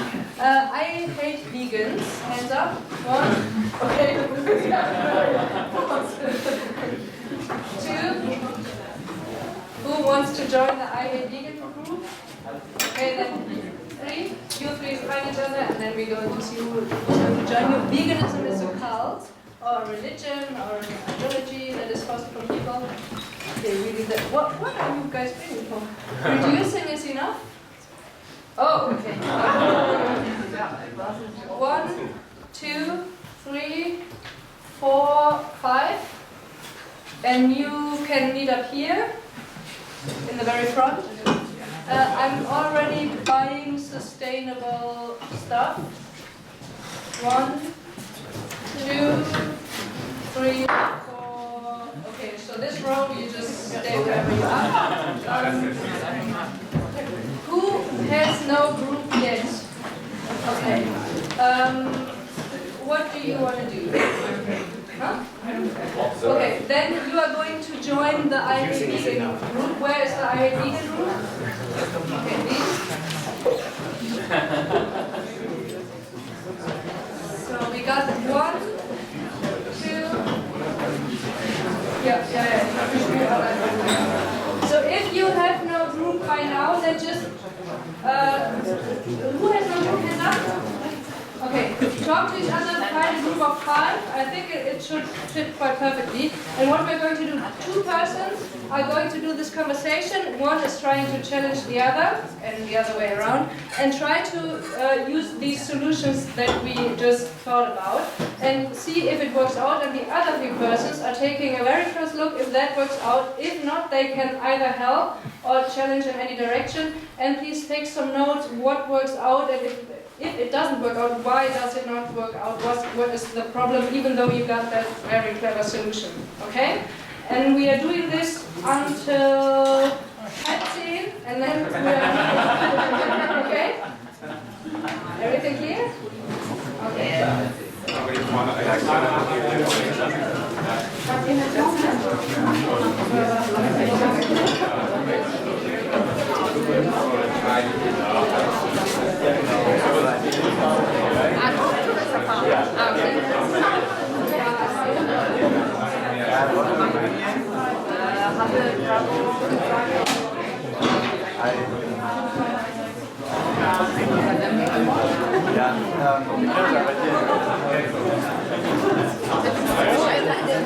Papier und Steffen, also überhaupt nicht.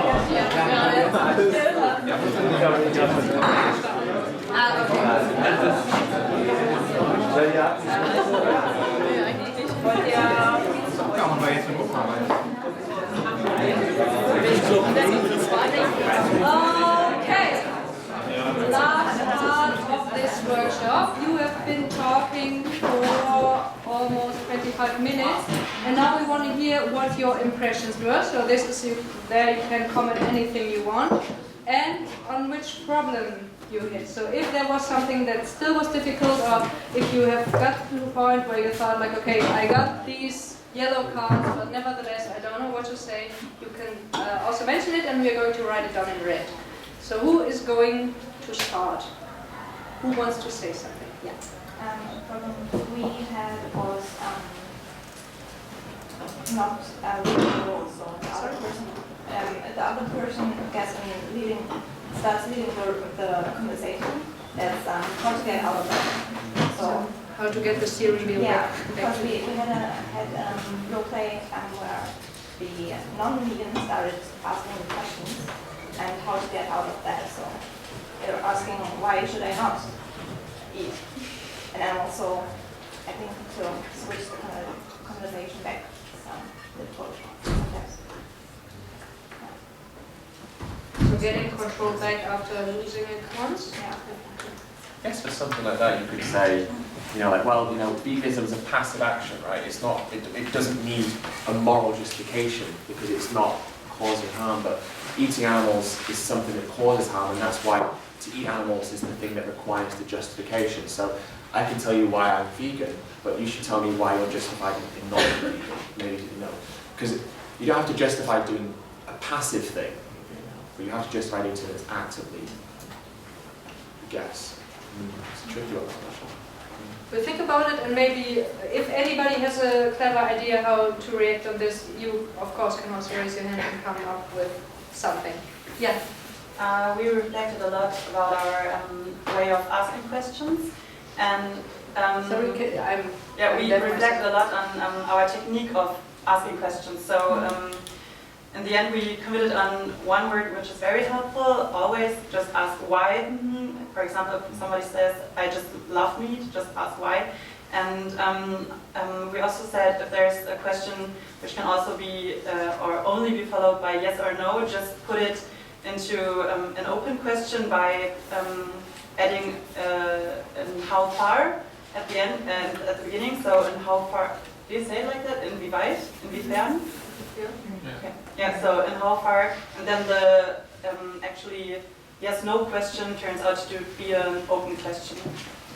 What's an example of the yes-no question? What did you come up with?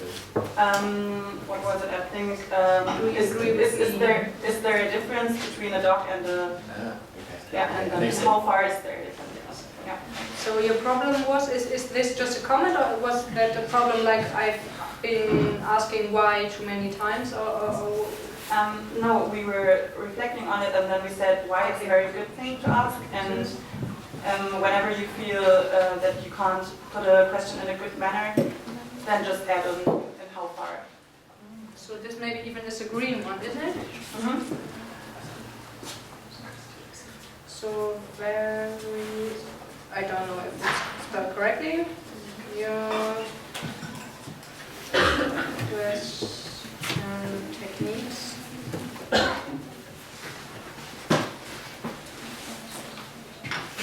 On this side. Yeah. Yeah. I wondered about the why questions all the time here because once I was given the advice that you should avoid why questions or these direct why questions because the other person has to justify, and then you won't create a bond between you and the other person. So maybe that would be it wouldn't be a good idea because the other person was just has to justify, and then will have a negative emotion and thinking of the other person. You know what I mean? Like this justifying point. At one point in the conversation, it's good that to think about it for the other person. For the non-vegan, it's good to get to a point where they feel uncomfortable, but well, how can we avoid that the other person is, how do you say, like beleidigt or something, offended or something? So I think by validating, right, that validation, because if you validate, that gives you a huge amount of freedom to be a little bit more upfront. So what was the question that you were worried about when you said why? Like, what was the excuse that you were? Was there like a specific situation, or was it just a general feeling? No, just in general. I was told to not use why questions because conversation is so cold. I'm certainly no expert on all this stuff, so I think it's different for everyone. But for me, the power of the validation is it creates respect and creates a bond, because it very clearly shows you're listening and you're understanding and you're empathizing.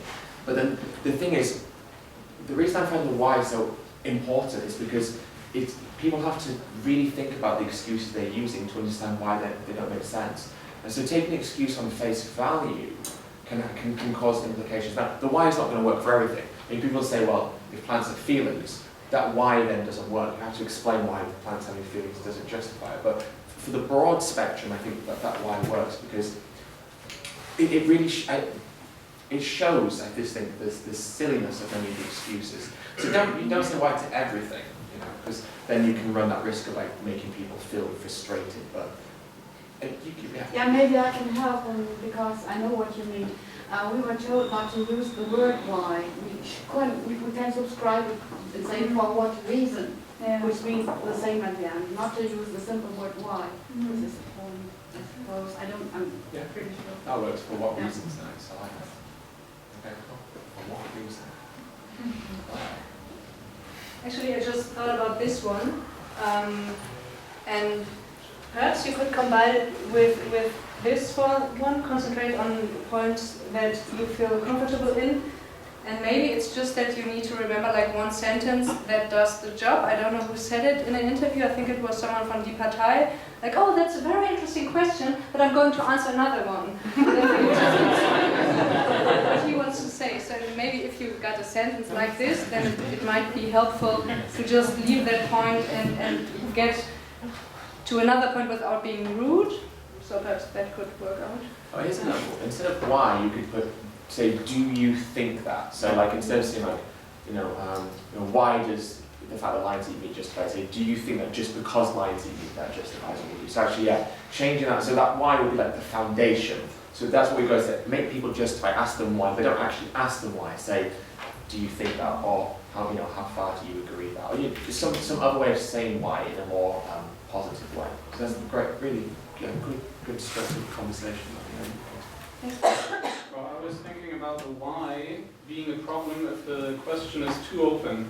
Why do you eat meat? It sounds like an accusation, so that should be avoided, I guess.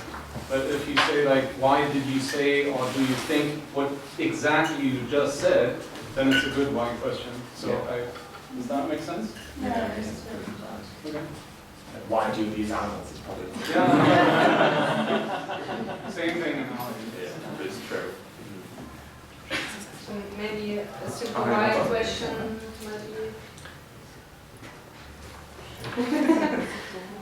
Any other things that you like to bring forward? A lot of the discussions that we had seem to veer towards making the person either feel guilty or kind of not want to admit they're hypocrites. What do you do when they do admit? They say, okay, I'm a hypocrite, I do like meat, and that's it, and they shut down. How do you proceed from that? It's funny when people do that, isn't it? Like, I feel guilty sometimes because I'm like, oh no, I didn't mean to make you feel like a hypocrite, like, even though of course I did, right? But I think that we say, I think like to laugh is good. It lightens the mood, right? People like, it's okay to have a little laugh about it. Just like that. No, not laugh at them, obviously, but like, well, sassy, and so I think like, this happened to me, I'm trying to think when it was, I'm trying to think how I dealt with it. When someone was like, yes, that does make me hypocrite. It's like, just put, well, okay. So I'm like, well, that's okay. Like, we're all like that. I used to think the same way. I used to like say this but do that. And so, like, part of realizing that I was going against how I actually felt, or that my morals didn't align with my actions, was part of the reason why I did change. So it's really brave of you to recognize that within yourself, because it's a hard thing to come to terms with. So I think it's really great that you've realized that. And I was absolutely the same. Making it about you is working in this situation, because it's about them and they're worried about how they perceive. So if you make the conversation about you, it takes the pressure off them for a moment, because you're the focus of it. So make it about how you were a hypocrite, right? And then it's like they feel less guilty in that space, maybe. Yeah, so divert it back onto you for that relatability could help. Oh yeah, it's great that you admit that. I think it's really brave. I was the exact same. I realised that I was a hypocrite because of this as well. Yeah, so maybe we can set up a bit like this.